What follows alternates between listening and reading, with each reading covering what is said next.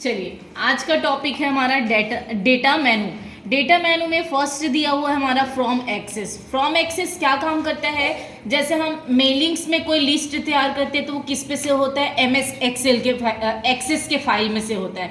जैसे हम पढ़ते हैं एमएस वर्ड पढ़ते हैं, एक्सेल पढ़ते हैं, पावर पॉइंट पढ़ते हैं, वैसे ही एमएस एक्सेस भी हमारा छोटा सा टॉपिक होता है ना। तो एमएस एक्सेस में कोई डेटा या लिस्ट आप तैयार किए हैं, उसको एमएस एक्सेल के पेज में आपको इंसर्ट करना है, इंपोर्ट करना है, तो आप यहाँ से फ्रॉम एक्सेस में जाएंगे। जैसे यहाँ पे एक्सेस का फाइल दिया हुआ है, यहाँ पे संगीता के नाम से है, उस फाइल को हम सिलेक्ट करेंगे और यहाँ से क्या करेंगे? ओपन करेंगे, देन ओके करेंगे, तो यहाँ पे वो डेटा क्या हो जाएगा? इंपोर्ट हो जाएगा, इंसर्ट हो जाएगा।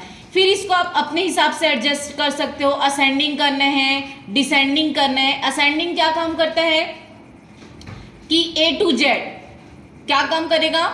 अल्फाबेट वाइज अरेंज करता है। और डिसेंडिंग क्या करता है? Z to A, opposite arrange करने के लिए होता है जेड टू ए में। ठीक है, तो ये क्या करता है? डेटा में फर्स्ट फ्रॉम एक्सेस, जो एक्सेस में हम कोई भी लिस्ट तैयार किए हैं उसको करेंट पेज में इंसर्ट करने के लिए होता है। वैसे दिया हुआ है फ्रॉम वेब। ये क्या काम करता है? इंटरनेट में कोई मैटर वगैरह आप पढ़ रहे हो, कोई थ्योरिकल पढ़ रहे हो, जिसको आप एक्सेल के पेज में लाना चाहते हो, तो उसके लिए नेट कनेक्ट होना चाहिए। उसमें से कोई भी डेटा आप सेलेक्ट करके क्या कर सकते हो? इंपोर्ट कर सकते हो।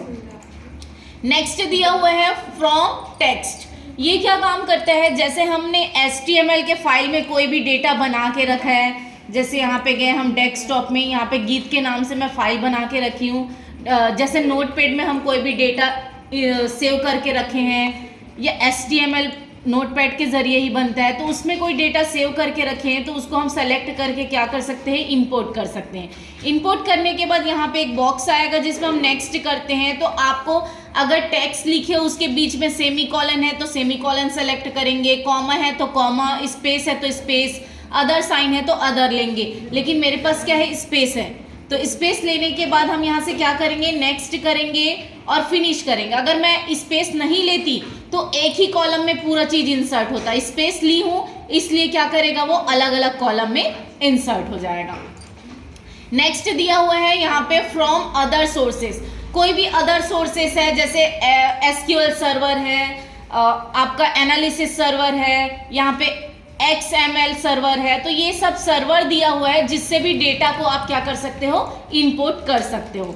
नेक्स्ट दिया हुआ है एग्जिटिंग कनेक्शन। इसमें आप कौन कौन सा फाइल कनेक्ट किए हो यहाँ पे दिखाता है। देखो हमने यहाँ पे संगीता नाम का फाइल बनाया है, यहाँ पे संगीता नाम का फाइल है, इसको भी आप सेलेक्ट करके, नीचे भी दिया हुआ है, सेलेक्ट करके यहाँ से क्या कर सकते हो? ओपन कर सकते हो। वही फाइल ओपन होगा जो हम यहाँ पे बनाए हुए हैं। नेक्स्ट दिया हुआ है यहाँ पे रिफ्रेश। जैसे विंडो में अगर आप कुछ भी चीज कर रहे हो, जैसे कुछ डेटा लाए हो, सैलरी हो या कोई भी चीज हो, और आप करें ओरिजिनल फाइल में अगर आप चेंजेस करते हो और आप यहाँ पे देख रहे हो तो इस पे चेंजेस नहीं हुए हैं, तो आप यहाँ से रिफ्रेश कर सकते हो। और कोई भी फाइल अगर चेंजेस करना रहेगा तो उसी में आप ओके करोगे तो वो रिफ्रेश हो जाएगा। तो ये क्या काम करता है? हमारे विंडो को रिफ्रेश करने के लिए होता है। नेक्स्ट दिया हुआ है कनेक्शंस। कनेक्शन में ये दिखाता है कि करेंट में जो फाइल है वो कौन कौन सा फाइल आपके पास ओपन है, ये यहाँ पे दिखाता है। गीत नाम का फाइल ओपन है हमारे पास, संगीता के नाम का फाइल ओपन है, तो यहाँ पे दिखाता है। अगर कोई फाइल आपको लगता है कि यहाँ पे नहीं रखना है तो आप क्या कर सकते हो? रिमूव कर सकते हो। और अगर कुछ इंसर्ट ऐड करना रहेगा तो क्या कर सकते हो? आप ऐड से जाके कोई भी फाइल को वापस ऐड कर सकते हो। ठीक है, नेक्स्ट दिया हुआ है जैसे कि कोई फाइल है, जैसे ये फाइल है, तो ये कौन से फाइल से लाए हैं, इसकी प्रॉपर्टीज हमको देखना है, तो हम प्रॉपर्टीज में जाके देख सकते हैं कि संगीता वन का नाम का फाइल है।